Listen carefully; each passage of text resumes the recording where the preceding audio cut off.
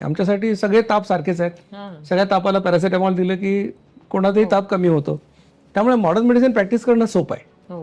Ayurveda practice करणं फार अवघड आहे. भूक लागणे आणि वारंवार खाणे या दोन वेगळ्या गोष्टी आहेत. म्हणजे मला भूक लागते तर मी पोटभर जेवू शकतो. म्हणजे मी कमी खायला सांगतच नाहीये, मी पोटभर जेवायला सांगतो, 2 वेळा जेवायला सांगतो फक्त. म्हणजे तुम्ही 4 पोळ्या एक पोळी 4 वेळा खाणं काय आणि 2 पोळ्या 2 वेळा खाणं काय, तुमची भूक तेवढीच आहे. प्रोटीन सप्लिमेंट खाणं आरोग्यासाठी घातक आहे. याचं कारण असं, मुळामध्ये तुम्हाला प्रोटीन किती लागतं, तर सर्वसामान्य माणसाला 0.83 ग्रॅम्स पर किलोग्रॅम बॉडी वेट एवढं प्रोटीन लागतं. तुमचं वजन 70 किलो आहे तर 7×8=56 म्हणजे 60 ग्रॅम प्रोटीन लागतं. आता तुम्ही 2 अंडी खाल्ली तुम्हाला 13 ग्रॅम प्रोटीन मिळतं. तुम्ही 200 ग्रॅम गहू खाल्ला तुम्हाला 22 ग्रॅम प्रोटीन मिळतं. म्हणजे हे काही फार मोठी अशी गोष्ट नाही की जे मिळत नाही. तुम्ही सोयाबीन खाल्लं 100 ग्रॅम तुम्हाला 40 ग्रॅम प्रोटीन मिळतं. त्यामुळे अन्नातून तुम्ही ते मिळवायला हवं.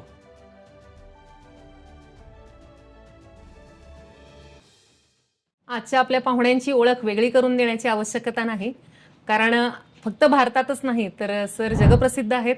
डॉक्टर जगन्नाथ दीक्षित तुम्हा सगळ्यांना परिचित आहेत. दीक्षित डाएट विषयी सगळ्यांनी नक्की ऐकलेलंच असेल, पण सरांची एक औपचारिक ओळख आज करून देते. कारण सरांचं फक्त दीक्षित डाएटच नाही तर त्याचबरोबर आणखीही खूप मोठं काम आहे. सर सध्या बीजे मेडिकल कॉलेजमध्ये कम्युनिटी मेडिसिनमध्ये प्रोफेसर आहेत. सरांचा प्रदीर्घ अनुभव आहे मेडिकल टीचर म्हणून, आणि त्यासाठी सरांना 5 राज्यस्तरीय आणि 3 राष्ट्रीय पुरस्कार मिळालेले आहेत. त्याचबरोबर 2015-2016चा MUHSचा म्हणजे महाराष्ट्र युनिव्हर्सिटी ऑफ हेल्थ सायन्सचा बेस्ट टीचर पुरस्कार सरांना मिळालेला आहे.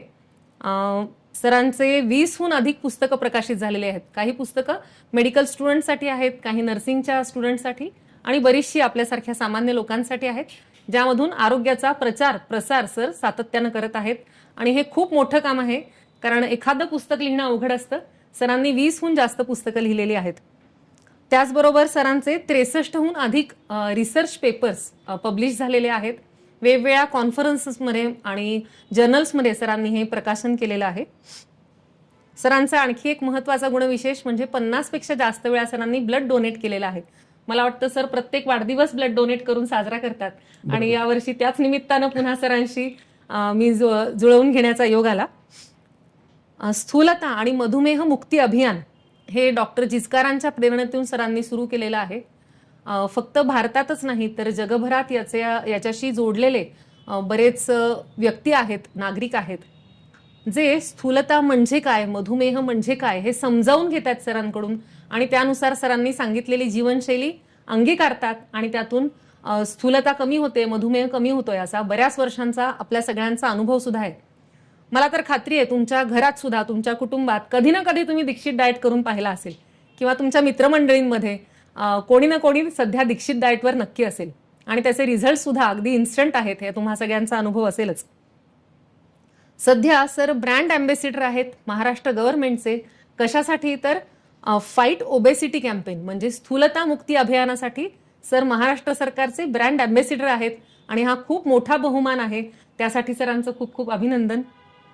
आणि सरांना PMO ऑफिसला आपल्या पंतप्रधानांनी त्यांच्या स्टाफसाठी पण व्याख्यान देण्यासाठी आमंत्रित केलं होतं. हा मला वाटतं सरांच्या शिरपेचातला सर्वोच्च तुरा असावा की राष्ट्रीय स्तरावर सरांची अशी ऑफिशियल पण दखल घेतली जाते. असं दोन्ही पातळ्यांवर सरांचं खूप मोठं काम चालू आहे. म्हणजे अधिकारी लेवलवर, मेडिकल स्टुडंट्समध्ये आणि त्याचबरोबर सामान्य लोकांमध्ये. त्यातला हा जो सामान्य लोकांसाठी काम करण्याचा सरांचा पैलू आहे तो मला खूप भावतो. कारण बरेचदा रिसर्च असतो किंवा काही वैद्यकीय काम असतं, ते त्यांच्या फील्ड पुरतं, त्यांच्या प्रॅक्टिस पुरतं मर्यादित राहतं. पण सरांनी खरोखर पब्लिक हेल्थमध्ये खूप मोठं काम केलेलं आहे.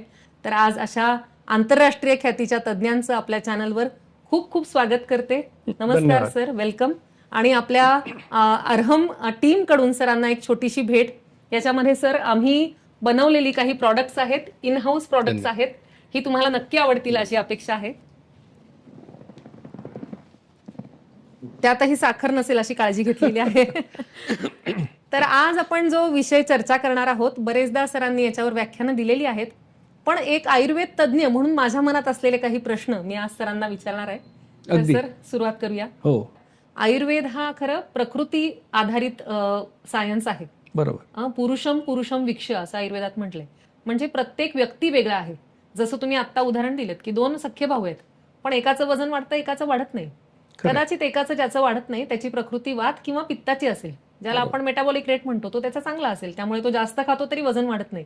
आणि दुसरा आहे त्याची कफ प्रकृती असते. लोक म्हणतात ना, हवा खाल्ली तरी वजन वाढतं. हो, असं अगदी थोडं खाल्लं तरी त्या लोकांचं वजन वाढत असतं. मग या प्रकृतीवर आधारित आपण काही डाएट विचार करायला हवा का? कारण वाताचं लक्षण आयुर्वेदात सांगितलंय की त्यांना एक वेळेस खूप खाता येत नाही, जातच नाही, त्यांना थोडं थोडं खात असतात. पित्त प्रकृतीचे लोक असतात त्यांना तीव्र भूक लागते. त्यांचं पाचन पण खूप चांगलं असतं, खाल्लं की थोड्या वेळाने पुन्हा पूर्ण जेवण करू शकतात. आणि कफ प्रकृतीचे लोक मंद अग्नी असतात, ते दिवसातनं एकदा जेवू शकतात. मग हा जो आपला दिवसातनं 2दा जेवायचा प्रकार आहे, तो प्रत्येक प्रकृतीच्या व्यक्तीला सूट होईल का? हा खूप चांगला प्रश्न तुम्ही विचारला. आणि खरं तर आयुर्वेद हे भारताचं शास्त्र आहे. आणि माझी पत्नी स्वतः MD शालक्य असल्यामुळे आमची मातृपॅथी आयुर्वेद आहे. बरं. त्याच्यामुळे आमच्या घरामध्ये पहिल्यांदी ट्रीटमेंट मुलं आईकडेच जातात आणि तीच ट्रीटमेंट घेतात. आणि मला देखील ते आवडतं. कारण आयुर्वेदामध्ये जितका व्यक्तीचा विचार केलेला आहे तेवढा आम्ही मॉडर्न मेडिसिनवाल्यांनी केलेला नाही. आमच्यासाठी सगळे ताप सारखेच आहेत. सगळ्या तापाला पॅरासिटामॉल दिलं की कोणाचाही ताप कमी होतो. त्यामुळे मॉडर्न मेडिसिन प्रॅक्टिस करणं सोपं आहे. आयुर्वेद प्रॅक्टिस करणं फार अवघड आहे. बरोबर आहे. आणि त्याच्यामुळे जे आयुर्वेदाचे लोक प्रामाणिकपणे आपल्या पॅथीशी एकनिष्ठ राहून प्रॅक्टिस करतात त्यांच्याविषयी मला अतिशय आदर आहे. दुर्दैवाने असे लोक तुम्हालाही माहिती आहे ही संख्या कमी आहे, पण जे काही आहेत ते अतिशय चांगलं काम करतात. आता आयुर्वेदामध्येच असं म्हटलेलं आहे की दौ काल भुंजित, ह्याचा मी वापर माझ्या सगळ्या व्याख्यानात करत असतो की 2 वेळा जेवा असं सांगितलेलं आहे. आणि आता तुम्ही जो उल्लेख केला की वात पित्त आणि कफ, बरोबर आहे. या प्रकृतीनुसार माणसाचा भुका वेळा याच्यामध्ये थोडाफार काही फरक असू शकेल, नाही असं नाही. परंतु प्राथमिक सिद्धांत जो आहे की 2 वेळा जेवा असं सांगितलेलं आहे. आता कदाचित असं सांगितलं असेल की हिवाळ्यामध्ये लोकांनी नाश्ता करायला हरकत नाही एखाद्या वेळेला असं. तर त्या अनुषंगाने म्हणजे कसं असतं की जगात प्रत्येक माणूस वेगळा आहे. म्हणजे ही मला नेहमीच लोक विचारतात की वन साईज फिट्स ऑल कसं काय, सगळ्यांना 2 वेळा जेवायचं कसं काय. म्हणजे की जगामध्ये वैविध्य असलं तरी सुद्धा काही बेसिक प्रिन्सिपल सेमच असतात. म्हणजे सगळेच लोक ऑक्सिजनच घेतात आणि सगळे कार्बन डायऑक्साईड सोडतात. असं कुठे नाही की व्यक्ती वैविध्य म्हणून तो नायट्रोजन घेईल किंवा नायट्रस ऑक्साईड घेईल, असं होत नाही. त्याच्यामुळे काही गोष्टी या सर्वसामान्य सगळ्यांसाठी लागू होतात. तसंच मला असं वाटतं की 2दा जेवणं. आता कसं आहे की म्हणजे तुम्ही तर असं म्हटलं की वात किंवा पित्त किंवा वातवाला माणूस त्याला जास्त वेळा खावं लागेल असा आपण विचार केला. पण समजा आज तो 15 वेळा खात असेल आणि माझा ऐकून तो 3 वेळा खायला लागला, 4 वेळा खायला लागला, तरी त्याला फायदा होणार आहे. कारण ह्याच्या मागचं जे शास्त्र आहे की वारंवार खाल्ल्याने वारंवार इन्शुलिन तयार होतं आणि इन्शुलिनची लेवल वाढली की तुम्ही लठ्ठ होता, तुम्हाला इन्शुलिन रेझिस्टन्स येतो आणि मग टाईप 2 डायबिटीस होतो. हा या दीक्षित जीवनशैली मागचा सिद्धांत आहे. त्याच्यामुळे जितकं तुम्ही कमी वेळा खाल, आणि तुम्हाला आयुर्वेदामध्ये ताकाचा ऑप्शन आहेच. म्हणजे डॉक्टर जिचकारे व्याख्यानात म्हणायचे की ताक हे इंद्राला सुद्धा दुर्लभ आहे आणि ताक प्यायला परवानगी आहे लाईफस्टाईलमध्ये. त्यामुळे जर वात प्रकृतीच्या माणसाला 6 वेळा भूक लागत असेल तर 2 वेळा त्यांनी अन्न खावं आणि उरलेले 4 वेळा ताक प्यावं. त्यामुळे त्याला सुद्धा हे करता येण्यासाठी काही ना काही ऑप्शन आहे. नक्कीच ऑप्शन आहे. आता पुढचा प्रश्न वेगळा आहे, पण ताकाचा उल्लेख निघाला म्हणून मी विचारते. ताक सुद्धा थंडीच्या दिवसात आपण पिऊ शकत नाही, कोणाकोणाला आंबट चालत नाही. अशा वेळेस मुगाचं कढण जर मध्ये घेतलं तर ते चालेल का? आता कसं आहे की मुगाचं कढण किंवा कुठलंही याच्यामध्ये कार्बोहायड्रेट्स आहेत किंवा प्रोटीन्स आहेत, हे सगळ्यांनी इन्शुलिन तयार होतं. म्हणजे पूर्वी असा समज होता की प्रोटीन्स खाल्ले म्हणजे अगदी डॉक्टर जिचकारांनी पण त्यांच्या व्याख्यानात म्हटलंय की एग व्हाईट मी खायचो तर माझं इन्शुलिन सिक्रेट नाही व्हायचं. आता जिचकारा जेव्हा बोलत होते तेव्हा ते 97-98चा पिरियड होता. त्यावेळेला इन्शुलिन टेस्ट करण्याची टेक्नॉलॉजी सुद्धा मागासलेली होती. मी जेव्हा तो प्रयोग करून बघितला तेव्हा मला लक्षात आलं की इन्शुलिन सिक्रेट होतं. आणि मग अभ्यास करायला लक्षात आलं की प्रोटीन्समुळे अनप्रेडिक्टेबल स्पाइक येतो इन्शुलिनचा. त्यामुळे प्रोटीन आणि कार्बोहायड्रेट दोन्ही इन्शुलिनच्या दृष्टीने वाईट आहेत आणि इन्शुलिन तयार होतं. म्हणून मुगाचं कढण तुम्ही घेतलं तर मला खात्री आहे की त्याने इन्शुलिन तयार होईल. आणि ताकानी म्हणजे आम्ही जे ताक सांगतो की 2 चमचे दह्यामध्ये ग्लासभर ताक, म्हणजे पातळ. या नॉर्मल ताकामध्ये कार्बोहायड्रेट 0.7 ग्रॅम% असतं, त्याने इन्शुलिन तयार होत नाही. पण तुम्ही विकतचं ताक घेतलं किंवा तुम्ही अगदी घट्ट ताक जर घेतलं लस्सीसारखं तर मग त्याने इन्शुलिन तयार होईल. आणि मग थंडीच्या दिवसात काय ऑप्शन द्यावा, काय ऑप्शन आहे? मुळात कसं आहे की हे कंपल्सरी घ्या म्हणून सांगितलेलं नाही, चालतं म्हणून सांगितलं. पाणी बेस्ट आहे सगळ्यात. आयडियल आमचं म्हणणं की तुम्ही पाण्यावर या. पण ठीक आहे, आता तुम्हाला काय काय चालतं तर तुम्हाला काळा चहा चालतो, काळी कॉफी चालते. तर काळी कॉफी घेत असाल तर फक्त ती कॉफीच्या बिया भाजून जी पावडर बनवतात प्युअर कॉफी ती चालते. म्हणजे चिकोरी मिक्स किंवा इन्स्टंट कॉफी चालत नाहीत. आणि ब्लॅक टी म्हणजे तुमचा जो साधा कुठलाही चहा असतो आपला, पण त्याला फ्लेवर नसावा. बरं. कारण आजकाल काय कुठलं त्याच्यामध्ये तुळस, काहीतरी गवती चहा काय काय टाकतात. तर साधा जो असतो त्यात काहीच नाही असा चहा. आणि कसा करायचा चहा ते पण महत्वाचं आहे. कारण ब्लॅक टी तुम्ही जर पाणी घेतलं आणि उकळून त्यात पत्ती टाकली तर ते कडू होतं आणि ती पिता येत नाही. म्हणून सोपी पद्धत अशी आहे की पाणी गरम करायचं, कपावर गाळणी ठेवायची, गाळणीमध्ये ती पत्ती टाकायची आणि त्याच्यावर ते गरम पाणी ओतायचं. जे खाली उरतं त्याला काळा चहा म्हणायचं. समाधान, चहा पिल्याचं समाधान. म्हणजे 2 कप पिलं तरी तुम्हाला त्यांनी त्रास होणार नाही. तर चहा चालतो, मी सांगितल्याप्रमाणे कॉफी चालते, ग्रीन टी पण चालतो. हे 3 पदार्थ चालतात. आता त्याच्यामध्ये नॉन डायबेटिक साठी लिंबू पाणी पण चालेल, नॉन डायबेटिक साठी शहाळ्याचं पाणी पण चालेल एकदा, नॉन डायबेटिक साठी 1 टोमॅटो दिवसभरात खाल्ला तरी चालेल. हे 3 जे ऍडिशनल पदार्थ किंवा 25% दुधाचा चहा सुद्धा चालेल. पण हे नॉन डायबेटिक साठी. प्री डायबेटिक डायबेटिक साठी पाणी, पातळ ताक, ग्रीन टी, ब्लॅक टी किंवा ब्लॅक कॉफी. ओके, एवढंच. म्हणजे आपण आपल्या प्रकृतीचा आणि आपल्या अवस्थेचा विचार करून यातली निवड करायची आहे. आणि ऋतूनुसार आपण तुम्ही म्हणताय तसं थोडंफार आपण त्याच्यात व्हेरिएशन करू शकतो. काही लोकांना ताकाने त्रास होतो, त्यांना खोकला, सर्दी होते, खोकला येतो, त्यांनी घेऊ नये. म्हणजे याच्यात पण आहेत आपल्याकडे ऑप्शन्स आहेत. पुढचा प्रश्न माझा असा आहे की तुम्ही 18 नंतर हे सांगताय, रेकमेंडेड आहे की प्रत्येक ऍडल्टनी हा डाएट करायला हवं. पण एक ऑब्झर्वेशन माझं असं, माझ्या स्वतःच्या बाबतीत, तुम्ही जेव्हा शिरूरला लेक्चर द्यायला आला होता तेव्हा मी थोडे दिवस हा प्रयोग करून पाहिला, पण तेव्हा काही मला जमलं नाही. एक 10-12 वर्षापूर्वी तेव्हा काही जमलं नाही, पण आता मात्र जमतं. तर मला असं वाटतं की 40 वर्षापर्यंत पित्त प्राधान्य असतं, तेव्हा मेटाबॉलिक रेट चांगला असतो, खूप भूक लागत असते. मग अशा वेळी काय करायला हवं? आता त्याच्यामध्ये कसं आहे की भूक लागणे आणि वारंवार खाणे या 2 वेगळ्या गोष्टी आहेत. म्हणजे मला भूक लागते तर मी पोटभर जेवू शकतो. म्हणजे मी कमी खायला सांगतच नाहीये, मी पोटभर जेवायला सांगतो, 2 वेळा जेवायला सांगतो फक्त. म्हणजे तुम्ही 4 पोळ्या, एक पोळी 4 वेळा खाणं काय आणि 2 पोळ्या 2 वेळा खाणं काय, तुमची भूक तेवढीच आहे. त्याच्यामुळे आता कितीतरी मुलं आहेत, 18, 19, 20 वर्षाची मुलं करतात अगदी. त्यामुळे असं काही नाही की लहान वयात करू शकत नाही, कुठल्याही वयात करू शकतो. फक्त काय होतं की जसं जसं आपलं वय वाढतं तसं तुम्ही म्हटल्याप्रमाणे बेसल मेटाबॉलिक रेट कमी होतो, ओव्हरऑलच आपल्याला भूक कमी लागायला लागते, पचन देखील कमी होतं.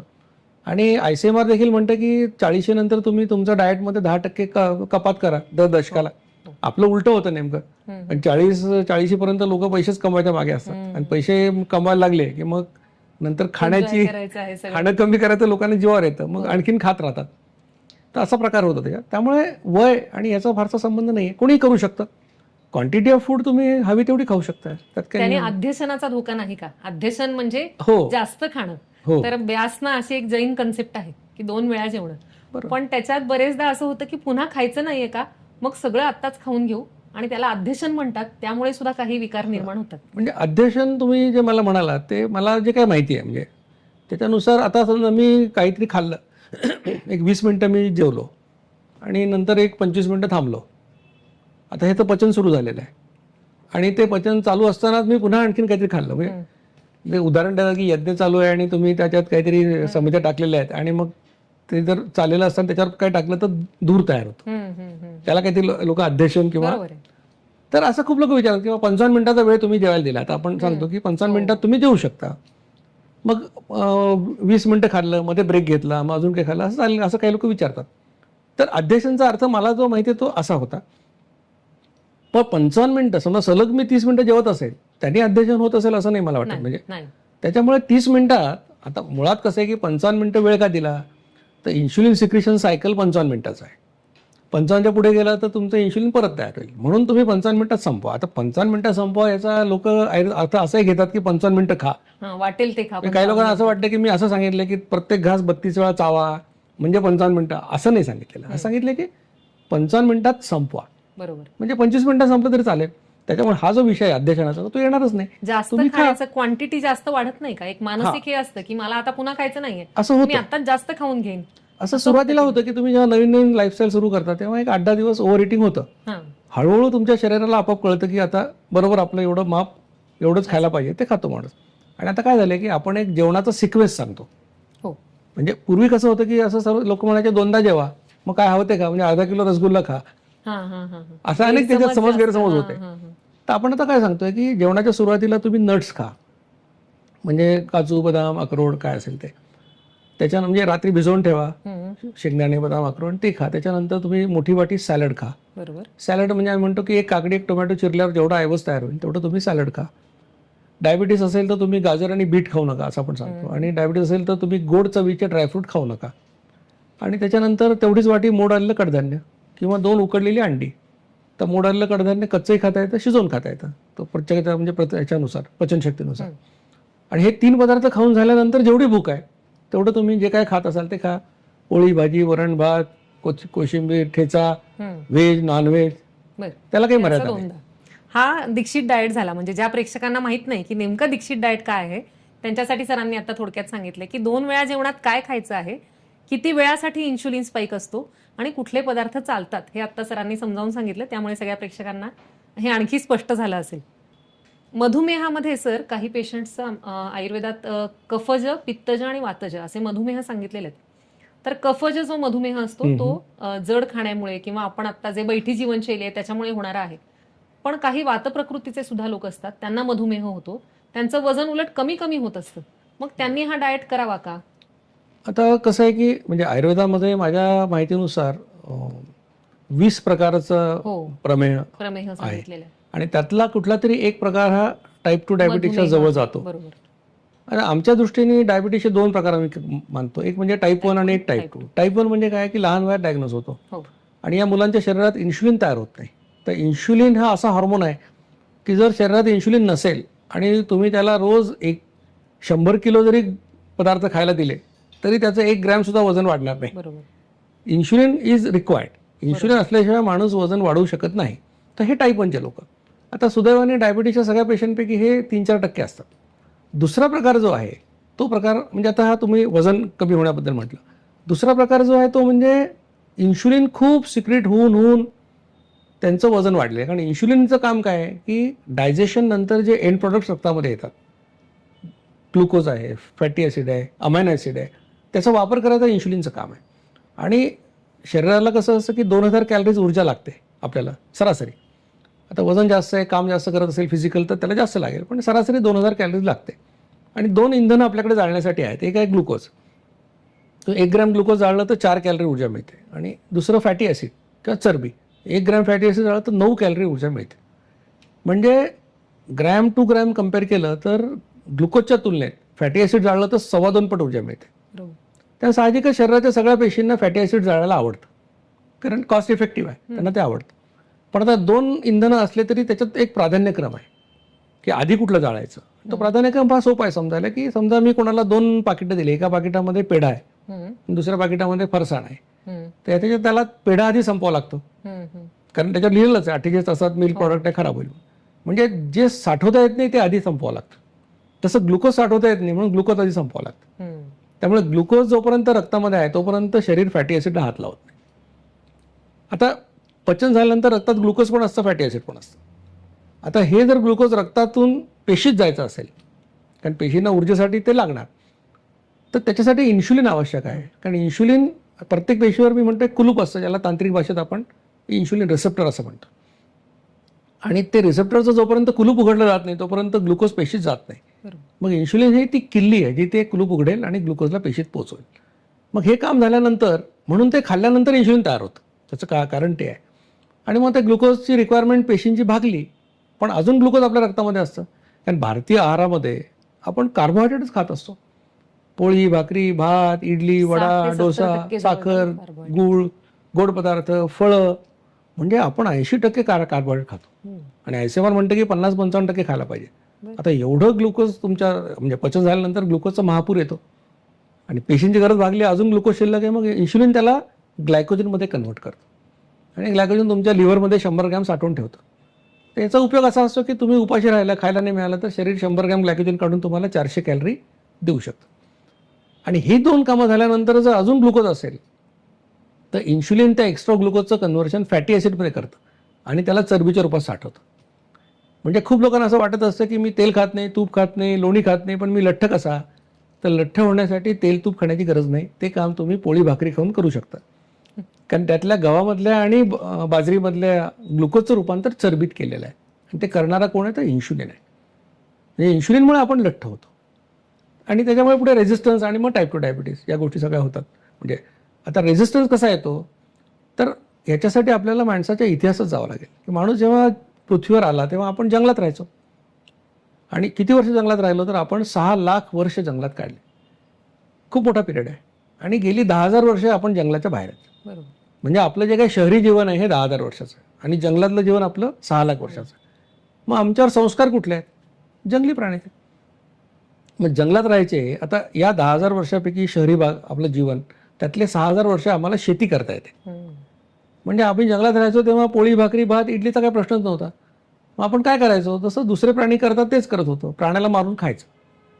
आता प्राण्याला मारून खायचं असेल तर त्याच्या मागे पळावं लागेल. तो काही 8:30 वाजता येत नाही तुमच्याकडे, बॉस तुम्हाला टाइम हो गया ब्रेकफास्ट का. निसर्ग एवढा दयाळू नाही आहे, क्रूर आहे. मग तुम्हाला पळायला लागेल. नुसतं पळून चालत नाही, त्याच्यापेक्षा जोरात पळायला लागेल. बरं एवढं करून त्याला मारलं तर नशीब चांगलं पाहिजे. मागून वाघ सिंह आला तर ते सोडून पळावं लागेल. मग अशी जर तुमची खाण्यापिण्याची अवस्था असेल काय तुमच्या आयुष्यामध्ये बेड टी, ब्रेकफास्ट, ब्रंच आणि ते ऑफिसमध्ये वेंडिंग मशीनमधला चहा, कॉफी, मसाला पान, आईस्क्रीम हे शक्य आहे का? हे नव्हतं शक्य. खायला मिळणंच अप्रूपाची गोष्ट होती. म्हणजे आज मिळालं तर पुढचं मिळायला महिना लागायचा, कधी 15 दिवस लागायचे, कधी 3 आठवडे लागायचे, कधी मिळायचं नाही, लोक मरायचे. बरोबर. ही वास्तविकता होती आयुष्याची. की म्हणून आपलं सायकल असं होतं फिजिओलॉजिकल की फिस्टिंग अँड फास्टिंग. म्हणजे जेव्हा मिळेल तेव्हा कोणी डिस्टर्ब करणार नाही तोपर्यंत खाऊन घ्या. 2,000 कॅलरीज तुम्हाला लागतात ना, 5,000 कॅलरीज खा. मग इन्सुलिन काय करेल? जास्तीच्या कॅलरीचं रूपांतर फॅटमध्ये करेल आणि चरबीचे रूपात साठवेल. आणि मग उरलेले 15 दिवस खायला मिळत नाही तेव्हा ते काढून त्याला जाळेल. म्हणून जंगलातल्या माणसाला कधी पोट नाही सुटलं. बरोबर. तर ही आपली सायकल होती. त्यामुळे आपलं पेशी आणि आपलं शरीर हे उपाशी राहण्यासाठी निर्माण झालेलं आहे, भरपूर खाण्यासाठी निर्माण झालेलं नाही. बरोबर आहे. त्यामुळे जगात जेवढे लोक उपाशी राहून मरतात त्याच्या शेकडोपट जास्त लोक जास्त खाऊन किंवा चुकीचं खाऊन मरतात. लंघन ही जी आयुर्वेदातली कन्सेप्ट आहे ती ते खूप महत्त्वाची म्हणजे आहे. जर तुमच्या पेशी उपाशी राहण्यासाठी निर्माण झालेल्या असतील तर त्यांच्या दृष्टीने इन्शुलिन हा पाहुणा आहे. बरोबर. कारण तो खाल्ल्यावर येतो आणि खाणंच होतं केव्हा 3 आठवड्यांनी 4 आठवड्यांनी खाणं होतं. आता जर तुम्ही असा विचार केला की तुमच्या घरी पाहुणा आला 2 दिवसाकरता, तुम्हाला आनंद होतो, त्याला काहीतरी खाऊ पिऊ घालाल, पिक्चर दाखवाल आणि हा पठ्ठ्या 2 महिने राहिला तुमच्याकडे तर काय होईल? दुर्लक्ष करायला तुम्हाला त्याचा राग येईल खरं तर. पण आता आपण म्हणतो अतिथी देवो भव, देवाचा अवतार आहे, ह्याला काय आता काय म्हणता येत नाही. पुढच्या वेळेला फोन करायचं आपण म्हणतो येऊ नको, मीच गावाला जाणार आहे. हा आपला रेझिस्टन्स आहे पाहुण्याला. मग आता तुमची जीवनशैली बघा की सकाळी उठल्यापासून झोपेपर्यंत लोक खात असतात. का खातात त्याचं काही त्यांना ताळतंत्र नाही. कोणाला म्हटलं का खातो, तो म्हणतो मी एकटाच होतो म्हणून खाल्लं. कोण म्हणतं मला सगळ्यांनी आग्रह केला म्हणून खाल्लं. कोण म्हणतं मी दुःखात होतो म्हणून खाल्लं. कोण म्हणतो आनंदात होतो म्हणून खाल्लं. कोण म्हणतो आग्रह केला म्हणून खाल्लं. कोणी म्हणतं मला कोणी विचारलंच नाही म्हणून रागारागात खाल्लं. सध्या सर म्हटले तसं खाण्याचं प्रमाण खरंच वाढलंय. इमोशनल इटिंग आपण ज्याला म्हणतो की जाता येता खात राहणं आणि त्याला जाहिराती आणखी प्रमोट करतायत. ग्राहक बनल्यामुळे प्रत्येकाला सारखं खाण्यासाठी उद्युक्त करणारी संस्कृती आहे. अरे तू हे खाऊन पाहिलं नाहीस तर काय अर्थ आहे तुझ्या जगण्याचा, असं वेगवेगळे पदार्थ येऊन आपल्या अगदी आक्रमण केलेलं आहे आपल्या सगळ्या गोष्टींवर, दैनंदिनीवर. म्हणजे एक उदाहरण सांगतो की जाहिरातीमुळे कसा परिणाम होतो. म्हणजे तो आठवत असेल की मॅगीच्या वगैरे जाहिराती पूर्वी यायच्या आणि म्हणजे मुलं यायचे आणि मग ते आई भूक लागली आहे, मग 2 मिनिट्स, मग ती आळशी आई की जिला थालीपीठ येत नाही, धपाटा येत नाही, ती ते मॅगी उकडून त्याला द्यायची. तर ती आळशी आई, स्वयंपाक नेणारी आई स्मार्ट आई झाली जाहिरातीमुळे. आणि मग खेड्यापाड्यातल्या सगळ्या महिला तेच. आणि आता जे आता आपल्या वयाच्या म्हणजे 50च्या आसपासचे लोक आहेत त्यांना काय मॅगी आवडत नाही. पण जे 15-16 वर्षाचे मुलं आहेत त्यांना मॅगी म्हणजे जीव की प्राण आहे. तर हे जे काही जाहिरातींमुळे गोष्टी घडतात किंवा मग कोणी एखादा हिरो काहीतरी जाहिरात करतो कुठल्या तरी कोल्ड्रिंकची. म्हणजे मला आश्चर्य वाटतं की म्हणजे कोल्ड्रिंक हे या आजच्या जगामधलं एक पॉइझन आहे. म्हणजे 100 ग्रॅम कोल्ड्रिंकला 11 ग्रॅम साखर आणि 500 ml कोल्ड्रिंक प्यायला 10 मिनिटं पण लागत नाही. म्हणजे 55 ग्रॅम साखर माणूस खातो. तर हे जे आहे आणि याची जाहिरात करणारे कोण आहेत? ज्यांना आपण फिटनेसचे हे समजतो, आयकॉन समजतो. त्यातलं एक मला आठवतंय की फक्त याच्यामध्ये पुलेला गोपीचंदचं नाव मला घ्यावं असं वाटेल की त्याला कोल्ड्रिंकची जाहिरात आल्यानंतर त्यांनी सांगितलं मी कोल्ड्रिंकची जाहिरात करणार नाही. हे खरे हिरो. म्हणजे पैशासाठी काही विष विकणारे हे हिरो नाहीत खरे. पण आजकाल सर जिथे सनसनाटीपणा आहे, जिथे फार काय म्हणायचं अग्रेसिव्ह मार्केटिंग आहे तेच खूप चालतं. त्याच्यामुळे सध्या प्रेक्षकांनी पण आपण सगळ्यांनी विचार करण्याची गरज आहे की आपण कुठली कन्सेप्ट विकत घेतोय. फक्त वस्तूच नाही तर आपण एखादी कन्सेप्ट पण त्या जाहिरातींमुळे विकत घेत असतो. जसं सर म्हणतात मॅगी बनवणारी आई स्मार्ट वाटते, तर ही कन्सेप्ट आहे ती आपण विकत घेतलेली आहे. फक्त मॅगीच नाही विकत घेतली. तर यासाठी सारासार विचार आपण करायची गरज आहे आजच्या जगात. तर हे आपण जे लाईफस्टाईल डिसऑर्डर्स म्हणतात ज्याला, त्याच्यापासून दूर राहू शकतो. इंटरमिटंट फास्टिंग आणि दीक्षित डाएटमध्ये काय फरक आहे? ओके, कारण हा प्रश्न खूप लोक मला विचारतात आणि आमच्या युट्यूब चॅनलवर मी एक व्हिडिओ पण बनवला होता की intermittent fasting is a bad way of doing Dixit diet. बरं. याचं कारण असं की इंटरमिटंट फास्टिंगमध्ये 2 पॅटर्न आहेत. तर एक पॅटर्न असं आहे की 5 दिवस तुम्ही खा, 2 दिवस उपास करा. म्हणजे आठवड्यातले 2 दिवस उपास करा, 5 दिवस तुम्ही खाऊ शकता. आता हा प्रकार फार कमी लोक करतात, कारण 48 तास उपाशी राहणं खूप लोकांना जमत नाही. दुसरा जो कॉमन आहे तो आहे 8 तासाच्या विंडोत तुम्ही खा आणि 16 तास फास्टिंग करा. आता 8 तासाची विंडो मग लोक 12, 8 किंवा काय त्यांच्या हिशोबाने करतात. आता याच्यामध्ये असं आहे की हे फिजिओलॉजिकल आहे का, की घड्याळाकडे बघून मी जेवायचं, म्हणजे मला भूक लागली की मी जेवायचं, हे नॅचरल आहे. की 12 वाजल्यानंतरच माझं 12 ते 8चा टाइम सुरू होतोय म्हणून मी 12ला जेवायचं आणि 8ला जेवायचं, हे फिजिओलॉजिकल नाही आहे. एक दुसरी गोष्ट अशी की समजा 12 ते 8 या वेळामध्ये मला खायची परवानगी आहे आणि मी दर 1.5 तासाला खाल्लं 5-6 वेळा, तर माझं इन्शुलिन 5 वेळा तयार होणार आहे. माझं इन्शुलिन 5 वेळा तयार झालं तर माझं वजन वाढणार, इन्शुलिन रेझिस्टन्स वाढणार आणि डायबिटीस होणार. त्यामुळे इंटरमिटंट फास्टिंग मध्ये एम्फोसिस कशावर आहे? गॅपवर आहे.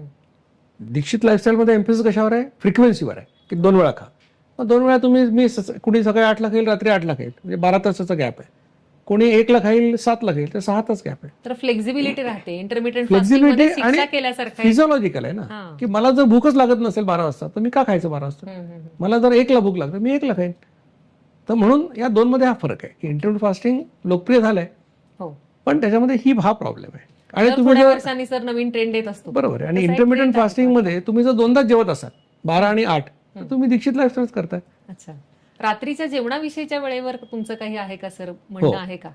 कारण मी प्रमोट करते की 6च्या आधी जेवा, त्याच्यानंतर इन्शुलिन जे म्हणजे आपण हे म्हणतो की जे काही तुम्ही 6-7 नंतर खाताय त्याचं कन्व्हर्जन फॅट्स मध्ये किंवा शुगर मध्ये होणार आहे. अगदी खरं आहे की असं की सर्कॅडियन रिझम जो आहे, म्हणजे माणसाचं सकाळी उठल्यापासून झोपेपर्यंत सूर्याबरोबर आपली सगळं बरोबर. त्यामुळे पहाटे तुमचे कॉर्टिकोस्टेरॉइड्स वगैरे हार्मोन येतात, कारण तुम्हाला आता कामाला जायचंय तर तुमची ग्लुकोज वाढली पाहिजे, शुगर वाढली पाहिजे, हे सगळं ठरलेलं आहे. शरीरामध्ये या गोष्टी घडतात. पण दुर्दैवाने कसं, म्हणजे आपण जसा विचार केला की लोक जर सकाळी 4:30-5ला उठले तर त्यांना बरोबर 10-11 वाजता भूक लागेल, ते जेवतील. दुसरी भूक त्यांना संध्याकाळी 6ला लागेल, ते जेवतील. म्हणजे सूर्यास्ताच्या आधी जेवून ते त्यांचं काम संपेल. आता आमचे लोक उठतातच 11 वाजता, झोपतात रात्री 1:30-2 वाजता, सगळं ते नेटफ्लिक्स वगैरे बघून. ह्यांना कुठला नियम सांगणार? म्हणजे आयडियल आहे, ते खूप चांगलं आहे. जर हे जैनिझम मधली जी कॉन्सेप्ट आहे किंवा सूर्यास्ताच्या आधी खाल्लं तर फार चांगलं, पण त्यासाठी सूर्योदयाच्या आधी उठावं लागेल. हे ज्याला जमेल त्याचं नथिंग लाईक इट. पण ज्याला नाही जमत, समजा आम्ही म्हणतो 2दा तर जेव, कुठल्या काय वेळेला होईना, पण 2दा जेवलं तरी देखील तुला फायदाच होईल. म्हणजे दीक्षित डाएट मध्ये सुद्धा तुम्ही रात्री भोजन टाळलं तर आणखी चांगला फायदा, डेफिनेटली फायदा होईल. फक्त जेवल्यानंतर रात्री आम्ही सांगतो की 2 तास तरी झोपू नका. बरोबर. म्हणजे रात्री 11:30ला काही लोक तर पलंगावर बसूनच काहीतरी टीव्ही बघत असतात, तिथेच लुडकतात ते 2. याला आसनरती असं म्हटलेलं आहे आयुर्वेदामध्ये. मी आज प्रमेहाचं वाचत होते थोडं. आसनरती म्हणजे एका ठिकाणी बसून कामकाज करत राहणे, जसं आता 70-80% लोकांची लाईफस्टाईल हीच आहे की दिवसभर सेडेंटरी, ज्याला आपण इंग्रजी म्हणतो बैठी जीवनशैली, ऑफिसमधून बेडवर असंच. सकाळी सर एक प्रश्न बऱ्याच जणांचा असतो की औषधं घ्यायची असतात. समजा बीपी आहे, शुगर आहे, थायरॉइड आहे. आता बीपीच्या, आपण शुगरच्या लोकांसाठी तर आपण त्यातनं एक्सक्लूड केलेलं आहे त्यांना, जे नॉन डायबिटिक आहेत त्यांना या दीक्षित डाएट नाही. हा एक आता गैरसमज दूर करण्याची काय झालंय की पूर्वी आम्ही वेट लॉस साठीच ही लाईफस्टाईल सांगायचो. त्यानंतर हळूच आम्ही प्री डायबिटीस पर्यंत आलो. त्यानंतर आम्ही, म्हणजे डॉक्टर जिचकार पण सांगायचे की डायबिटीसवाल्यांनी करू नका म्हणून, किंवा जे गोळ्या घेतात ते करू नका. म्हणजे आम्ही पण लोकांना सांगायचं त्यावेळेला, म्हणजे हे 15-16च्या आसपास मी पण सांगायचो की डायबिटीसवाल्यांनी करू नका, पण लोक आपलं ऐकत नाही. आपले लोक त्यांना वाटलं ते करतात. त्यांनी मग लोकांनी मला सांगायला लागले की आम्हाला आमचं HbA1c कमी झालं, आम्ही हे केलं. लॉजिकली बरोबर होतं की हे केल्यानंतर HbA1c कमी व्हायला पाहिजे. मग आम्ही त्याच्यावर अभ्यास केला. मग सुरुवातीला एक पेपर पब्लिश झाला प्री डायबेटिक लोकांवर, आणि 45 लोकांचा अभ्यास केला, आणि सगळे 3 महिन्यात नॉन डायबेटिक झाले. त्याच्यानंतर मग आमचं थोडंसं हिंमत वाढली आणखी. मग आम्ही डायबिटीस जे नुसतं मेटफॉर्मिन घेत होते त्यांचा अभ्यास केला, आणि आता डायबिटीस रेमिशन किंवा डायबिटीस रिव्हर्सल हा याचा मुख्य परिणाम आहे. वेट लॉस साईड इफेक्ट आहे. त्यामुळे पुण्यामध्ये माझं जंगली महाराज रोडला सेंटर आहे, इथे 3000 लोक डायबिटीस रेमिशनसाठी रजिस्टर झालेत, आणि आजच्या घडीला 310 लोक विदाऊट मेडिसिन आहेत. अच्छा. म्हणजे डायबिटीज रेमिशनचा माझ्या मते जगातला हा सगळ्यात मोठा प्रोजेक्ट आहे. हो. जगात ज्यांनी कुणी डायरेक्ट ट्रायल वगैरे मध्ये केले ते 280 वगैरे असं त्यांनी आकडा सांगितलाय. आमचा विचार आहे की ऑगस्ट 25 पर्यंत किमान 600 लोकांना आम्ही विदाऊट मेडिसिन आलेले असतील आणि त्याचं पुस्तक मोठं मी प्रकाशित करणार आहे. खूप छान. त्यामुळे डायबिटीज वाल्यांनी सुद्धा हे करायला पाहिजे. डायबिटीज होऊ नये म्हणूनही करायला पाहिजे आणि डायबिटीज झाला असेल तरी गोळ्या बंद करण्यासाठी हे करणं आवश्यक आहे. फक्त ते डॉक्टरांच्या सल्ल्याने करायला अर्थात. पाहिजे. सर ते जसं म्हणतात डॉक्टरांच्या सेंटर सल्ल्याने आहेत तसं मला वाटतं सर इतरत्र पण असे सेंटर्स आहेत वेगवेगळ्या गावांमध्ये दीक्षित आमचे 16 ठिकाणी आमचे सेंटर्स आहेत. आता त्यातलं नागपूर, पुणे, नाशिक हे रोज चालणारे सेंटर आहेत आणि बाकी छत्रपती संभाजीनगर आहे, कल्याण आहे, ठाणे आहे, बदलापूर, भायंदर, सुरत, मडगाव, बेळगाव ही सेंटर्स आठवड्यातून एकदा चालतात. सांगली आहे, कोल्हापूर आहे, सोलापूर आहे. सल्ला घेऊन मग सल्ला घेऊन करा म्हणजे डायबिटीस लोकांनी, हो डायबिटीज कारण त्यांना गोळ्या ऍडजस्ट करायला लागतात. त्यानंतर त्यांनी करायला हरकत नाही. आणि doctor Dixit lifestyle YouTube channel पण आहे, त्याच्यावर देखील तुम्हाला गायडन्स मिळतो आणि हे अभियान पूर्णपणे मोफत आहे. म्हणजे याच्यात एकही पैसा कोणाकडून घेतला जात नाही. तिथे सेंटरला पण नाही, कुठेच नाही. म्हणजे खूप विशेष आहे. हा, कारण म्हणजे मुळामध्ये माझ्या डोक्यात कल्पना अशी की डॉक्टर जिचकरांनी माझ्याकडून पैसे घेतले नाहीत. खूप महत्वाची कन्सेप्ट आहे. कारण मी बरेचदा माझ्या पेशंट्सना पण सांगत असते, तुम्हाला आरोग्य कुठल्याही दुकानात विकत मिळणार नाहीये. ही विकत मिळणारी गोष्टच नाहीये. आणि त्यात सरांनी खूप मोठा पुढाकार घेतलेला आहे की हे ज्ञान जे सरांना मिळालेलं आहे, सरांनी त्याच्यावर इतका अभ्यास केलेला आहे, ते सरांनी मोफत सगळ्यांना उपलब्ध करून दिलंय आणि सल्ला सुद्धा या सेंटर्सवर मोफत मिळतोय. तर प्रेक्षकांना जे सेंटर जवळ असेल तिथे जाऊन नक्की या संधीचा लाभ घ्यायला हवा, रजिस्टर करायला हवं. म्हणजे इतर डायबेटिक पेशंट्सचा पण कॉन्फिडन्स वाढेल जेव्हा असे पेपर्स पब्लिश होतील आणि मेडिसिन फ्री लाईफकडे आपण या निमित्ताने जाऊ शकू. आणखी एक प्रश्न सर, बरेचदा मुंबईचे पेशंट असतात, चाकरमानी असतात, इतकी धावपळ असते, 2-2, 3-3 तास प्रवासच असतो, रात्री येणार घरी उशिरा, खूपच त्यांचं लाईफस्टाईलच वेगळी असते. तर विशेषतः मुंबईच्या पेशंट्सना हा डाएट करायला जमेल का? बरोबर. म्हणजे आता याचं एकच उदाहरण जाणार सांगतो. सकाळी 8 वाजता, येणार घरी 9 वाजता. म्हणजे व्यायाम करण्याविषयीचा एक विषय असतो लोकांना, पण त्यांना आम्ही सांगतो की लोकलमध्ये एक स्टेशन आधी उरलेलं चालत या. म्हणजे जसं जिचकार सांगायचे की ते समजा म्हणजे कुठेतरी फ्लाईटनी दिल्लीला गेले, काहीतरी काम आहे तिथे त्यांचं, तर ते रात्री 2:30ला जरी पोहोचले तरी त्यांच्या गाडीमध्ये त्यांचे स्पोर्ट्स शूज असायचे. ड्रायव्हर जेव्हा घ्यायला यायचा त्याला म्हणायचे तू गाडी घेऊन जा आणि तिथून ते त्यांच्या घरापर्यंत पळत जायचे. त्यामुळे ज्याला करायची इच्छा आहे तोच मार्ग काढतो. आता खाण्याबद्दलचा विषय असा आहे की सिक्वेन्स सांगितलेला आहे. आता मुंबईच्या लोकांचं एक जेवण तर बाहेरच होतं, तर आम्ही म्हणतो की 4 कप्प्याचा डबा घ्या. एका कप्प्यामध्ये तुम्ही ते नट्स आणि सॅलड ठेवा, दुसऱ्या स्प्राउट ठेवा, तिसऱ्यात तुम्ही पोळी भाजी ठेवा. म्हणजे अशक्य नाही.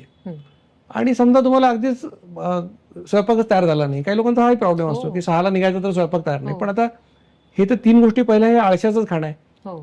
भिजवून ठेवलेले बदाम अक्रोड काही लागत नाही, एक काकडी टोमॅटो घेऊन जायला काही लागत नाही, आणि स्प्राउट एकदा करून ठेवले की 3 दिवस चालतात. तर हे 3 पदार्थ तुमच्याकडे आहेत, मग तुम्हाला तिथे पावडा जरी मिळाला तरी खा ना, डझंट मॅटर. हे 3 गोष्टी खाणं महत्वाचं आहे. त्याच्यानंतर जे खायचं ते खा.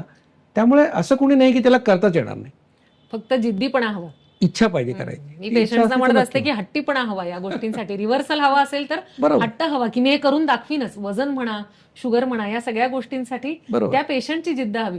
डॉक्टर स्पून फिडिंग नाही करू शकत, सल्ला देऊ शकतात, शेवटी करायचं पेशंटलाच असतं. नाही, डॉक्टरांनी निदान एवढं सांगणं आवश्यक आहे की लाईफस्टाईल डिसऑर्डरचं उत्तर लाईफस्टाईल मॉडिफिकेशन, इम्प्रुव्हमेंट हेच असू शकतं.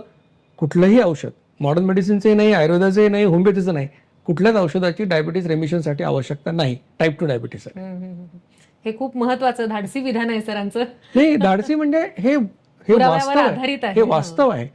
कारण कुठल्याच लाईफस्टाईल तुमची बिघडलेली असेल तर तुम्ही आता सध्या डायबिटीसच्या पेशंटची हिस्ट्री काय, स्टोरी काय सगळ्यांची, की त्याला सुरुवात केली मेटफॉर्मिननी 500 मिलीग्राम, नंतर वर्षभराने 1000 केलं, 2 वर्षांनी ग्लिमिप्रेट टाकलं, 5 वर्षांनी अजून पायग्लेटाझोन टाकलं, 20 वर्षांनी इन्शुलिन दिलं, तरी देखील काय रेटिनोपॅथी, डायलिसिस हेच आहे ना. मग एवढे बुद्धिमान डायबिटॉलॉजिस्ट आम्हाला ट्रीटमेंट देतात, मग आमचे पेशंट बरे का होत नाहीत, औषधं बंद का होत नाहीत, कमी का होत नाहीत? कारण दिशाच चुकलेली आहे. हा खूप मोठा विषय आहे खरं म्हणजे. लाईफस्टाईल डिसऑर्डरचं सोल्युशन लाईफस्टाईल पाहिजे, बरोबर. It cannot be medicines. खूप महत्वाचं विधान आहे, कारण बरेचदा आपल्या चुकांमुळेच झालेले रोग असतात आणि त्याला सुधारण्यासाठी आपण बाहेर काहीतरी सोल्युशन पाहत असतो. ते खरं बाहेर नसून आपल्या आतच आहे. आणि लोकांना पण म्हणजे यात डॉक्टरांची चूक आहे असं नाही, लोकांना शॉर्टकट पाहिजे. बरोबर. लोकांना वाटतं एक गोळी खाल्ली, सोपं आहे. आता एक गोळी म्हणजे 500 मिलीग्राम मेटफॉर्मिन जर रोज एखादा माणूस खात असेल तर तो म्हणजे सकाळ संध्याकाळ तो वर्षाला 365 ग्रॅम खातो. 3 वर्षात 1 किलो मेटफॉर्मिन खातोय. आणि 1 किलो मेटफॉर्मिन दाखवलं तुम्हाला, त्या केमिकलचा काहीतरी परिणाम होत असेल.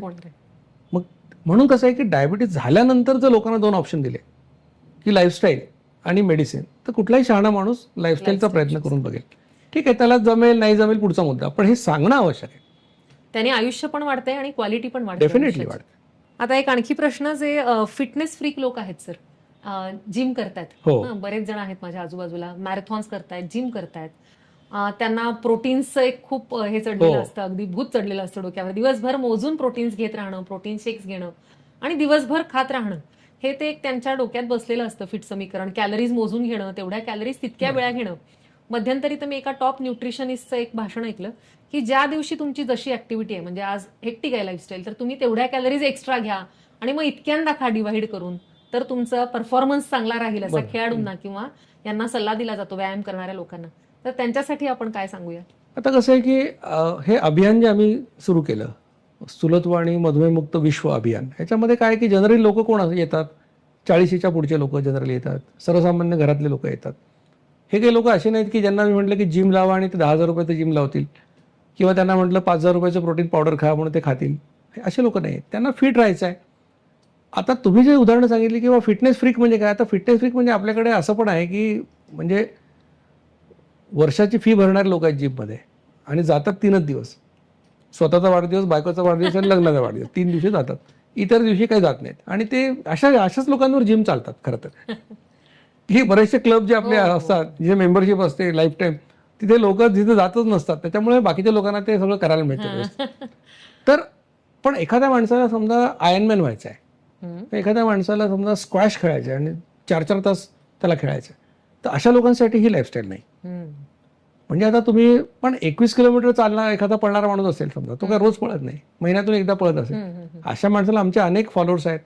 मी स्वतः सुद्धा 21 किलोमीटर बऱ्याच वेळा पळालेलो आहे. पण ते 21 किलोमीटर पळताना आम्ही पाण्याशिवाय दुसरं काही घेत नाही, काही फरक पडत नाही. हा, पण तुम्हाला आयर्नमॅन करायचं असेल किंवा अशा कुठल्या खूपच एक्झॉस्टिव्ह गेम असतील किंवा तुम्ही कॉम्पिटिटिव्ह स्पोर्टमध्ये असेल कुठल्या, की आता आपले मल्ल असतात, 4-4 तास ते व्यायाम करत असतात, मग ते 5 लिटर दूध पितात, त्यांच्या शरीराची अर्धा किलो बदाम खात असतील. म्हणजे तर ह्या लोकांसाठी हे नाहीये, हे सर्वसामान्य लोकांसाठी आहे, ज्यांना फिट राहायचं आहे, डायबिटीस होऊ द्यायचा नाहीये, झाला असेल तर रिव्हर्ट करायचं आहे, अशांसाठी. पण एक्स्ट्रीम व्यायाम करणाऱ्या लोकांसाठी त्यांचे ट्रेनर जे सांगतील ते त्यांनी करावं. मसल टोन यांनी मेंटेन राहतो का सर आपल्या डाएटने? कारण मसल टोन तर सगळ्यांना हवाय. 40 नंतरच्या स्त्रियांमध्ये कॅल्शियम, मसल लॉस होत असतो, तर त्यांच्यासाठी मग हा उपाय. कारण असा पण एक गैरसमज आहे की समजा वजन कमी होतं तर मग मसल कमी होतात का, असं खूप लोकांचा प्रश्न असतो. आता या लाईफस्टाईलचे 4 फायदे होतात. आम्ही सांगतो की वजन कमी होतं, 6 महिन्यात एक 6.8 किलो सरासरी कमी होतं, आणि पोट कमी होतं, सरासरी 1.5 इंच, रेंज 1 ते 4 इंचाची आहे. आता जर पोट कमी होत असेल तर याचा अर्थ काय कमी होतं, चरबीच कमी होते. त्याच्यामुळे आणि मसल्स किंवा प्रोटीन तुमच्या शरीरातलं जर 1 किंवा 2 किलो तर गेले तो माणूस मरतो. त्याच्यामुळे मसल लॉस होणं अशा प्रकारच्या आहे. तर कधी होतं, जेव्हा क्रॅश डाएट असतं कुठेतरी, की कोणाला तो 4,000 कॅलरीज खाणाऱ्या माणसाला 400 कॅलरीवर ठेवलं महिनाभर, तर मग ते स्टार्वेशन सिग्नल जाऊन सगळ्या गोष्टी बिघडतात. मग शरीराला म्हणजे त्याच्या स्किनला सुरकुत्या पडणे, केस गळणे, अशा अनेक गोष्टी घडतात जर अशा काही क्रॅश डाएट केलं तर. या डाएटमध्ये किंवा लाईफस्टाईलमध्ये मसल लॉस व्हायचं काही कारण नाही. होतं कसं की 40च्या नंतर मसल लॉस सुरू झालेला असतो, बोन लॉस आणि मसल लॉस सुरू झालेला असतो. आणि आता 40च्या माणसाने काही तो, म्हणजे मी नेहमी सांगत असतो गमतीने की बेडकाचा काही बैल होऊ शकत नाही. म्हणजे त्याला असं वाटलं की मी आता एकदम श्वायझर सारखा असं होईल, असं काही होत नसतं. तुम्ही काय करू शकता की टोन वाढवू शकता, आणि त्यासाठी तुम्हाला सगळ्यात सोपी गोष्ट जी असेल ती म्हणजे आयुर्वेदाशीच निगडीत आहे, ती म्हणजे सूर्यनमस्कार. तुम्ही 12 सूर्यनमस्कार घातले तरी देखील तुम्हाला सर्व प्रकारचे फायदे मिळतात. कारण व्यायाम 3 प्रकारचे करायला पाहिजेत. एक आम्ही सांगतो बा कार्डिओ, म्हणजे 4.5 किलोमीटर चाला, कारण तेवढं केलं तरी काही ना काही तिथं घडतं. दुसरं आम्ही सांगतो की फ्लेक्झिबिलिटी, म्हणजे योगासनं जी आहेत ती फ्लेक्झिबिलिटीसाठी चांगली आहेत, आणि स्ट्रेंथसाठी.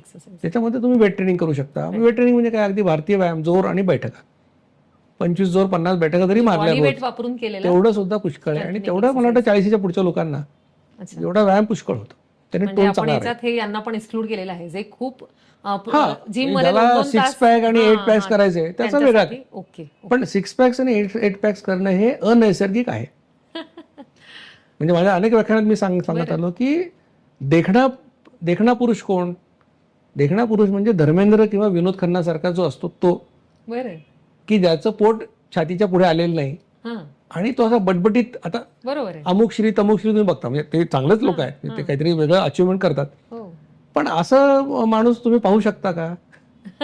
असे मसल एक एक काढून असं, हां, हां, हे काही नॅचरल नाही आहे. हे एखाद्या माणसाने असं स्पर्धेसाठी करणं वेगळं, हां, हां. पण दैनंदिन आयुष्यामध्ये तुमच्या पुढे आदर्श, आता नवीन पिढीला धर्मेंद्र आणि विनोद खन्नाचं माहित नाही, पण आमच्या पिढीला तरी ओके. तेच आमचे हिरो होते. आता एक जो आधीचा प्रश्न विचारला होता की प्रोटीन सप्लिमेंट, प्रोटीन पावडर्स. आता इंडियन काउन्सिल ऑफ मेडिकल रिसर्चचा 2024 मधला रिपोर्ट सांगतो की प्रोटीन सप्लिमेंट खाणं आरोग्यासाठी घातक आहे. याचं कारण असं, मुळामध्ये तुम्हाला प्रोटीन किती लागतं, तर सर्वसामान्य माणसाला 0.83 ग्रॅम्स पर किलोग्रॅम बॉडी वेट एवढं प्रोटीन लागतं. तुमचं वजन 70 किलो आहे तर 7-8 56 म्हणजे 60 ग्रॅम प्रोटीन लागतं. आता तुम्ही 2 अंडी खाल्ली तुम्हाला 13 ग्रॅम प्रोटीन मिळतं. तुम्ही 200 ग्रॅम गहू खाल्ला तुम्हाला 22 ग्रॅम प्रोटीन मिळतं. म्हणजे हे काही फार मोठी अशी गोष्ट नाही की जे मिळत नाही. तुम्ही सोयाबीन खाल्लं 100 ग्रॅम तुम्हाला 40 ग्रॅम प्रोटीन मिळतं. त्यामुळे अन्नातून तुम्ही ते मिळवायला हवं, कुठल्याही कंपनीच्या प्रॉडक्टमधून तुम्ही मिळवू नका. याचं दुसरं कारण असं आहे की त्या प्रोटीन पावडरमध्ये काय टाकलेलं आहे हे तुम्हाला माहीत नाही. ॲनाबॉलिक स्टेरॉइड आहे का, अजून कुठलं औषध आहे का, आपल्याला माहीत नाही. त्याच्यामुळे अशा भानगडीत न पडता तुम्ही अन्नातून ते मिळवायचा प्रयत्न करावा. शक्य तितकं प्रोसेस्ड फूड पासून लांब राहावं. जे अल्ट्रा प्रोसेस्ड फूड्स आहेत त्याच्यामध्ये काही ना काही दुष्परिणाम होणार आहे आणि ते बॉडीला डायजेस्ट करायला अवघड जाणार आहे. आणि म्हणून त्याचं लेबल वाचावं. हो, म्हणजे लेबलवर सुद्धा माहिती नसते सर, बरेचदा खरी माहिती दिली जात नाही. नाही, गंमत सांगतो की डायबिटीससाठी दिलं जाणारं जे प्रोटीन पावडर्स आहेत बऱ्याचशा, तुम्ही बघा त्याच्यात 60 ग्रॅम साखर आहे आणि तरी ते आंधळेपणाने घेतलं जात आहे, प्रिस्क्राईबही केलं जातं, घेतलंही जातं आणि लोक वाचतच नाहीत लेबलमध्ये काय लिहिलंय. म्हणून कुठला शॉर्टकट नाही याला. आरोग्यामध्ये कुठला शॉर्टकट नाहीये. ते स्वतःलाच करावं लागतं, स्वतःलाच कमवावं लागतं आणि स्वतःला टिकवावं लागतं. याला पेशन्स पाहिजे आणि निग्रह पाहिजे, इच्छा पाहिजे. मी तुम्हाला एक शेवटचा प्रश्न विचारते आता की तुम्ही साखर कधीपासून बंद केली आणि त्याचे तुम्हाला काय फायदे झालेत? सगळ्यांनी साखर बंद करावी का असं तुम्हाला वाटतंय का? आता मुळामध्ये खूप लोक असं विचारत असतात की बाबा आम्ही साखर नाही खाल्ली तर मग आमचे शुगर कमी होईल का, मग हायपोग्लायसेमिया होईल का. तर एक गोष्ट लक्षात ठेवा की साखरेचा एक कण सुद्धा न खाता तुम्ही 100 वर्ष निरोगी आयुष्य जगू शकता. साखर ही माणसाला आवश्यक नाही, कारण साखरेत काय ग्लुकोज आहे समजा, तर तुम्ही गहू खाल्ला, ज्वारी खाल्ली, बाजरी खाल्ली, सगळ्यातून शेवटी ग्लुकोजच तयार होतं. कार्बोहायड्रेटचं रूपांतर ग्लुकोजमध्ये होतं. त्याच्यामुळे तुम्हाला तुमच्या रक्तातली ग्लुकोज मेंटेन करण्यासाठी काय वरून साखर खायची आवश्यकता नाहीये. पण नॉन डायबेटिक असाल, जसं मी नॉन डायबेटिक आहे, तर मी गोड खायला हरकत नाही, खाऊ शकतो, खातो. मी काय साखर पूर्ण बंद नाही केली. पण केव्हा खायचं की जेवणाच्या सुरुवातीला खायचं. गोड पदार्थ खायचा असेल नॉन डायबेटिक माणसाला जेवणाच्या सुरुवातीला खायचा आणि अतिरेक टाळायचा. म्हणजे तुम्ही जर एकदम पुरणपोळी खायला बसलात आणि 4-4 पुरणपोळ्या खाल्ल्या किंवा आंब्याचा रस तर अर्धा लिटर आंब्याचा रस खाल्ला, ते काय आरोग्यासाठी चांगलं नाहीये. म्हणजे जेवढी साखर कमी खाल तेवढं आरोग्यासाठी चांगलं आहे. अति सर्वत्र वर्जेत. म्हणून थोडी साखर खायला तुम्हाला हरकत नाहीये जर नॉन डायबेटिक असाल तर. डायबेटिक असाल तर मुळीच खाऊ नका.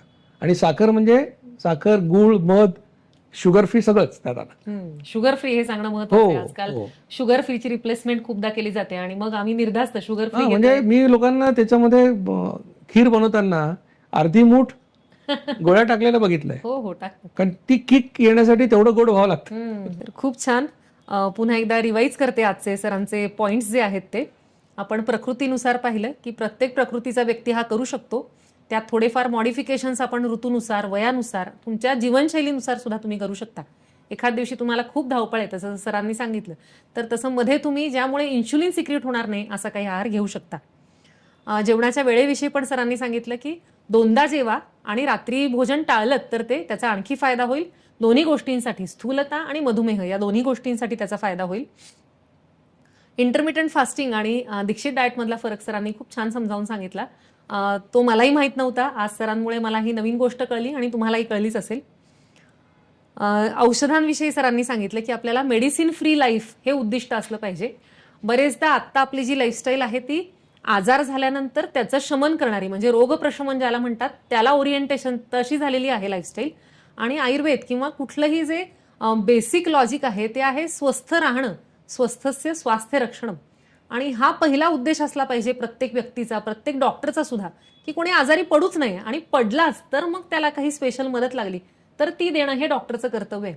आणि असं स्वास्थ्याचं रक्षण करण्यासाठी सरांनी आज खूप मोलाचा सल्ला दिला आहे. मला वाटतं माझ्या तर खूप शंकांचं निरसन झालंच आणि प्रेक्षकांच्याही बऱ्याच शंकांचं निरसन झालं असेल. प्रेक्षकांच्या याविषयी काही कमेंट्स असतील, याविषयी काही प्रश्न असतील, स्पेसिफिक असतील तर ते नक्की कळवा. आपण सरांना ते प्रश्न पाठवूया आणि पुन्हा शक्य झालं तर सरांना एकदा एखाद्या एपिसोडवर बोलूया आणि सगळ्या शंकांचं निरसन करूया. कारण आपला अर्हम आयुर्वेदचा परिवार आता जवळजवळ 4 ते 4.5 लाख लोकांचा आहे. त्यातलं किमान 10% लोकांनी जरी हे चॅलेंज ऍक्सेप्ट केलं दीक्षित डाएटचं आणि त्यानुसार जर जीवनशैलीत बदल केले तर होणारा फरक खूप मोठा आहे. त्यामुळे मी सगळ्यांना आवाहन करते की हा भाग समजून घ्या, त्याच्यावर अभ्यास करा. कारण आपलं आरोग्य आहे, आपलं शरीर आहे, त्याच्याविषयी आपण बारकाईने विचार करायला हवा आणि शक्य असेल तेवढे यातनं गोष्टी घेऊन त्या फॉलो करा. त्याचे रिझल्ट सुद्धा आम्हाला नक्की कळवा.